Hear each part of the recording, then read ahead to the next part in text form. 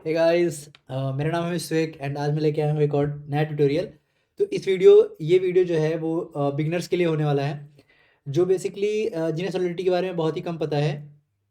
तो ये वीडियो एकदम बेसिक से मैं बताऊंगा इसमें सारी चीज़ें, और इस वीडियो का जो मेन मोटिव रहने वाला है वो ये रहने वाला है कि आपको सारी की सारी चीज़ें, जो भी मैं कोड लिखूँ सॉलिडिटी के अंदर, वो आपको सब कुछ समझ में आए। एंड आज हम एक काउंटर एप्लीकेशन बनाने वाले हैं, जिससे सॉलिडिटी के बेसिक्स जो हैं वो आपके थोड़े बहुत क्लियर हो जाएँगे। देन फिर हम धीरे-धीरे करके अपने जो लेवल है उसको बढ़ाते रहेंगे एंड आगे की चीज़ें हम सीखते रहेंगे। देन हम इसे एक अच्छे लेवल तक लेके जाएँगे, जहाँ पे मैं आपको डीफी के एप्लीकेशन कैसे काम करते हैं, वो सारी चीज़ें एंड आईडीओज़ कैसे बनाते हैं, स्टेकिंग के एप्लीकेशंस कैसे बनाते हैं, मैं सब कुछ इस सीरीज़ में आपको सिखाऊँगा। तो सबसे पहले स्टार्ट कर लेते हैं। तो जब आप सॉलिडिटी को पहली बार खोलेंगे तो ऐसा कुछ आपका ब्लैंक होगा। तो इसके अंदर सबसे पहले आपको क्या करना है कि अगर कुछ फाइल्स इसके अंदर पहले से पड़ी हुई हैं तो आपको उन्हें डिलीट कर लेना है। देन मैं क्या करता हूँ, सबसे पहले एक नया एप्लीकेशन बना लेता हूँ, नई फाइल बना लेता हूँ, जिसका मैं नाम रखने वाला हूँ काउंटर डॉट सोल।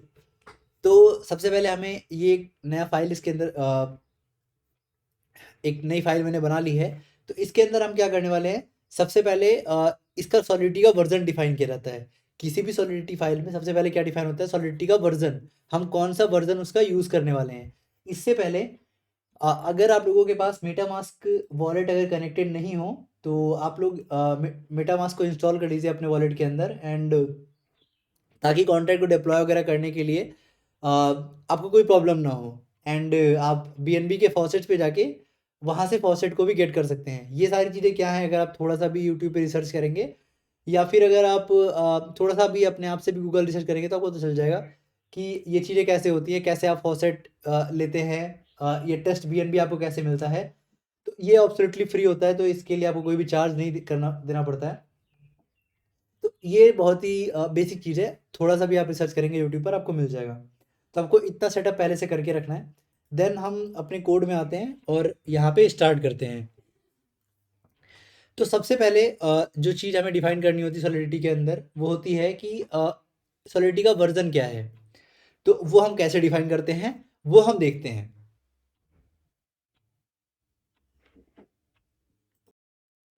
तो गाइस, जो हम सबसे पहली लाइन लिखने वाले हैं, वो लिखने वाले हैं SPDX लाइसेंस आइडेंटिफायर एंड ये यहाँ पे हम लिख रहे हैं MIT। तो ये जो यहाँ पे हमने लिखा है ये बताता है कि जो हमारा ये एक सोर्स कोड होने वाला है, ये पब्लिकली अवेलेबल होगा, सभी के लिए कोई भी इस कोड को यूज़ कर सकता है या नहीं। ये सारी चीज़ें इसके अंदर डिफाइन होती हैं। तो इसके बारे में ज़्यादा आप और सॉलिडिटी की मेन वेबसाइट के ऊपर पढ़ सकते हैं। हमें अभी के लिए ज़्यादा कुछ इसमें समझने की ज़रूरत नहीं है। अगर आप चाहें तो आप सॉलिडिटी गाइड को ओपन करके यहाँ से इस चीज़ को बेसिकली अभी के लिए कॉपी भी कर सकते हैं। ये बिगिनर्स के लिए उतनी ज़्यादा बहुत ही ज़्यादा ज़रूरी चीज़ नहीं है। आप धीरे-धीरे चल के जैसे-जैसे आप कोड करेंगे आप इन चीज़ों को समझते जाएँगे। इसके बाद हम क्या करने वाले हैं, इसके बाद हमारा जो सबसे पहला काम होने वाला है वो होने वाला है सॉलिडिटी के वर्ज़न को डिफाइन करना।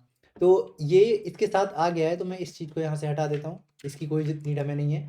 तो यहाँ पे जो वर्ज़न हम लिखने वाले हैं, ये वर्ज़न ही मेन है जो हमारे कोड को कंपाइल करेगा। वो किस वर्ज़न में कोड हमारा किस वर्ज़न में कंपाइल होगा, किस वर्ज़न तक ये सपोर्टेड होगा, ये सारी चीज़ें जो हैं ये वर्ज़न में डिफाइन होती हैं। तो यहाँ पर मैं क्या लिख लेता हूँ कि जो हमारा कोड है वो सपोर्टेड हो 0.8.0 से ऊपर के सभी कंपाइलर्स के लिए। ये जो अप पे ये टिक बना हुआ है यहाँ पर, इसका मतलब है कि जो वर्ज़न हमने यहाँ पे लिखा है, इससे ऊपर के वर्ज़न्स में ये सपोर्टेड होगा, जो हम कोड लिखने वाले हैं उसमें उसके लिए। इसके बाद सबसे पहले हमें यहाँ पे देना है कि हमारे जो भी हम कॉन्ट्रैक्ट बनाने वाले हैं उसका नाम क्या रहने वाला है। तो उसके लिए हम यूज़ करते हैं contract keyword, and contract keyword के बाद हम यहाँ पे देते हैं कॉन्ट्रैक्ट का नेम। तो कॉन्ट्रैक्ट का जो नेम है मैं क्या रखने वाला हूँ, काउंटर। ठीक है गाइस। अब इस काउंटर के अंदर सबसे पहले हम क्या लिखते हैं, इसके अंदर हम डिफाइन करते हैं कंस्ट्रक्टर। ये इस कंस्ट्रक्टर का काम क्या होता है, ये कंस्ट्रक्टर जो होता है ये हमारी अगर जब भी आपने अगर जावास्क्रिप्ट वगैरह पढ़ा हो तो वहाँ पे क्लासेस होती हैं, क्लास के अंदर भी कंस्ट्रक्टर होता है। तो ये क्या करता है, ये हमसे कुछ वैल्यूज़ लेता है और वो प्री डिफाइंड वैल्यूज़ को यहाँ पे हम सेट कर सकते हैं, या फिर कोई ऐसी कैलकुलेशन है या फिर कुछ ऐसा है जो हम यूज़र से एज अ इनपुट लेना चाहते हैं at the time of deployment, and उसे हम कॉन्ट्रैक्ट के अंदर सेट करना चाहते हैं। मे बी कोई कैलकुलेशन हो सकती है या फिर कुछ वैल्यूज़ हो सकती हैं, कोई एड्रेसेस हो सकते हैं। इस तरह की चीज़ें कोई भी यूज़र से इनपुट लेके उसे हम अगर सेव करना चाहते हैं इनिशियलाइज़ करते टाइम अपने कॉन्ट्रैक्ट को, तो वो हम यहाँ पे करते हैं।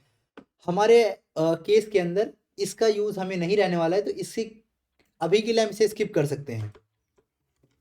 हमें जिसकी ज़रूरत होने वाली है वो ये रहने वाली है, मैं क्या करता हूँ यहाँ पर एक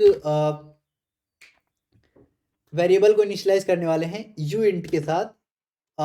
एक्चुअली मैं इसे इंटीजर ले लेता हूँ, बिकॉज uint जो होता है वो अनसाइंड इंटीजर होता है, मतलब उसमें हम साइन नहीं हो सकता, मतलब वो जो वैल्यू होगी वो माइनस में नहीं हो सकती है। तो हम इंटीजर लेंगे ताकि हम अपनी वैल्यू को माइनस और प्लस दोनों में रख सकें, क्योंकि काउंटर एप्लीकेशन है तो नॉर्मल सी बात है भाई, इंक्रीमेंट होगा तो डिक्रीमेंट भी होगा ही।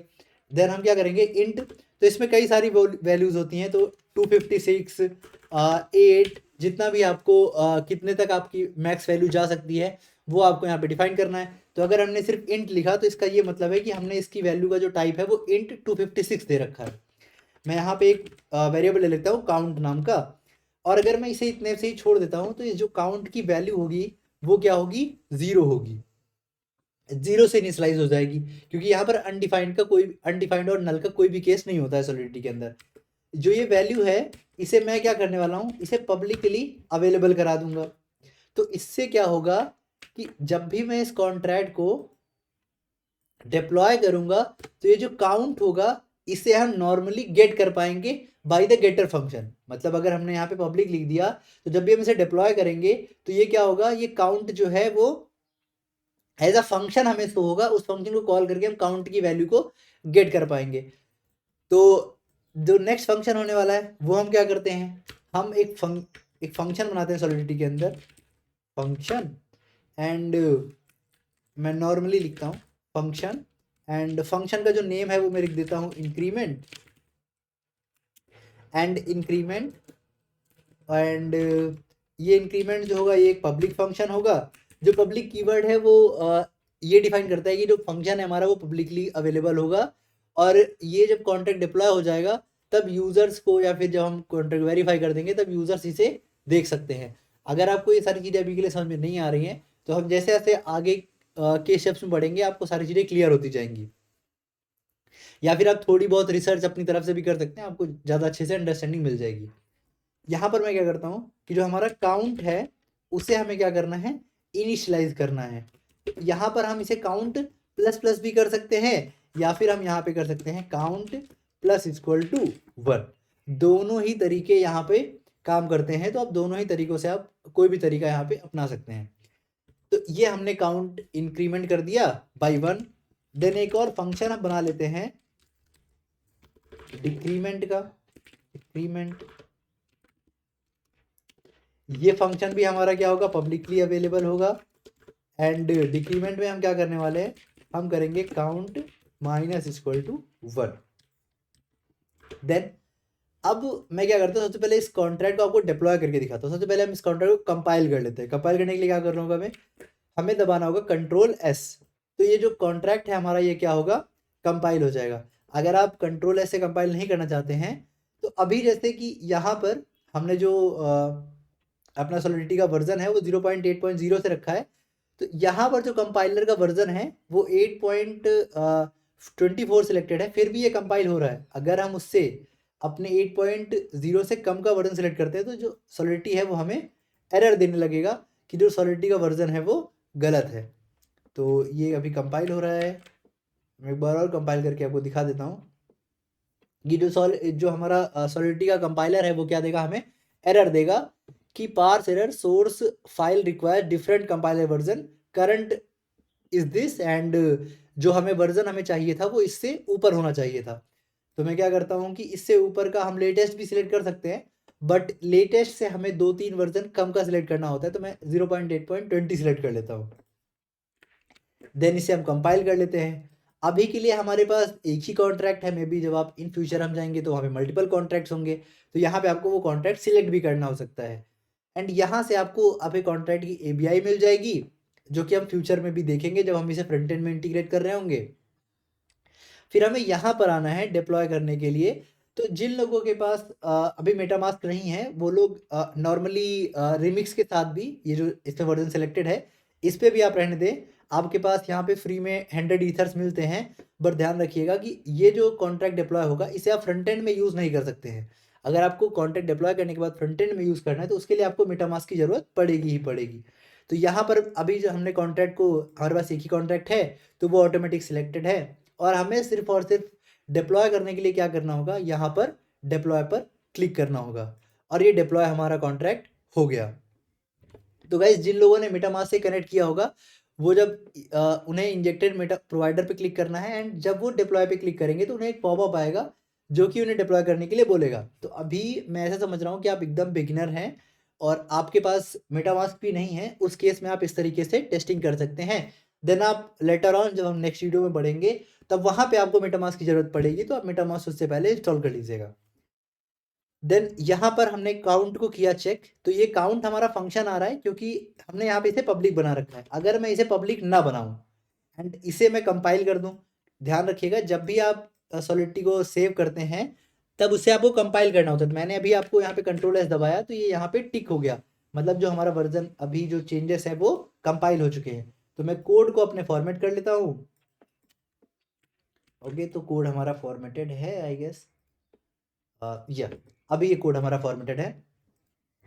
तो अब मैं दिखाता हूँ आपको कि अगर अब मैं इस कॉन्ट्रैक्ट को, और हाँ एक बात और ध्यान रखिएगा कि जितनी बार आप कॉन्ट्रैक्ट में चेंजेस करते हैं एंड देन आप उसे जब कोई चेंजेस जो भी आप करेंगे उसके बाद आपको कॉन्ट्रैक्ट को रीडिप्लॉय करना होगा।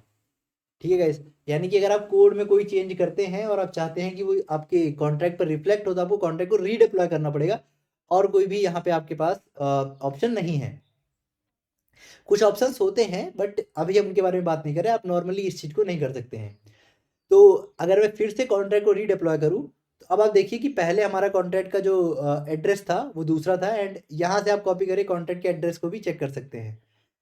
तो अभी आप देखेंगे कि जो हमारा पहले वाला कॉन्ट्रैक्ट था उसके अंदर काउंट ऑटोमेटिकली था, मतलब आप काउंट पे क्लिक करके काउंट को चेक कर सकते थे। बट जो हमारा नया वाला कॉन्ट्रैक्ट है जिसके अंदर मैंने पब्लिक कीवर्ड हटा दिया है, तो ये जो यहाँ से हमारा जो काउंट है वो हट गया है। सेम अगर मैं यहाँ से भी हटा दूंगा तो यहाँ से भी जो इंक्रीमेंट है वो हट जाएगा। तो अगर आपको जो फंक्शन है वो पब्लिकली अवेलेबल कराना है, मतलब चाहते हैं कि जो यूज़र्स हैं वो इस फंक्शन को देख पाएँ, तो आपको यहाँ पे क्या लिखना है, पब्लिक लिख देना है ताकि हम इसे बाहर से कॉल कर पाएँ। देन मैं इसे फिर से डिप्लॉय कर देता हूँ। ये मैंने कॉन्टैक्ट को डिप्लॉय कर दिया। मैंने काउंट को चेक किया, काउंट हमारा कितना है अभी के लिए, वो है 0। मैं क्या करता हूँ, मैं इंक्रीज़ कर देता हूँ, इंक्रीमेंट करता हूँ। अब मैंने एक बार इंक्रीमेंट दबाया, अब मेरा जो काउंट है वो कितना हो गया, 1 हो गया। आई गेस जिन लोगों को नहीं दिख रहा होगा, मे बी मैं एक बार इसे कंट्रोल प्लस कर सकता हूँ। हाँ, मे बी यस, अभी आपको सही से दिख रहा होगा। तो अगर मैं अब यहाँ पे इंक्रीमेंट कई बार दबा देता हूँ, तो मैंने कई बार दबाया और मेरा जो काउंट है वो बढ़ रहा है। एंड डिक्रीमेंट में भी सेम हो रहा है कि अगर मैं डिक्रीज़ के, मैंने 2 बार डिक्रीज़ दबाया, यहाँ पर हमारी जो पेमेंट है वो सक्सेस का इधर टिक आ रहा है, मतलब पेमेंट हमारी सक्सेस हो गई। तो अब मैं अगर काउंट को चेक करूँ तो हमारा काउंट घट गया। अब मैं इंक्रीमेंट को 2 टाइम क्लिक करता हूँ, 1 एंड 2, तो जो हमारा इंक्रीमेंट है वो बढ़ जाना चाहिए। फिर से चेक करते हैं इंक्रीमेंट को, इंक्रीमेंट हमारा फिर से 5 हो गया। तो ये एकदम बेसिक था कि हम एक सॉलिडिटी के अंदर कैसे काउंटर एप्लीकेशन बना सकते हैं। हम नेक्स्ट जो हमारा वीडियो रहने वाला है उसके अंदर हम काउंटर एप्लीकेशन को थोड़ा और अच्छे से सीखेंगे। उसमें हम increment by and decrement by का भी ऑप्शन कैसे दे सकते हैं, एंड मे बी आप इन चीज़ों को खुद से भी एक्सप्लोर कर सकते हैं थोड़ा सा। एंड उसमें बहुत ज़्यादा कुछ चेंजेस नहीं होंगे। मैं आपको थोड़ा सा हिंट दे देता हूँ कि यहाँ पर हम एक वैल्यू ले लेंगे। सपोज मैं एक यहाँ पे नया फंक्शन बना लेता हूँ, फंक्शन इंक्रीमेंट बाई। इस फंक्शन में हम क्या करेंगे, यहाँ पे एक वैल्यू लेंगे, एंड जो ये वैल्यू होगी इसका जो टाइप होगा वो क्या होगा, इंट टाइप होगा। या फिर यू इंट टाइप होगा, क्योंकि जो वैल्यू हम इंक्रीज कर रहे होंगे वो ऑब्वियस सी बात है वो प्लस में ही होगी। तो इस जो हमारी वैल्यू है इसका टाइप जो होगा वो क्या होगा, यू इंट होगा।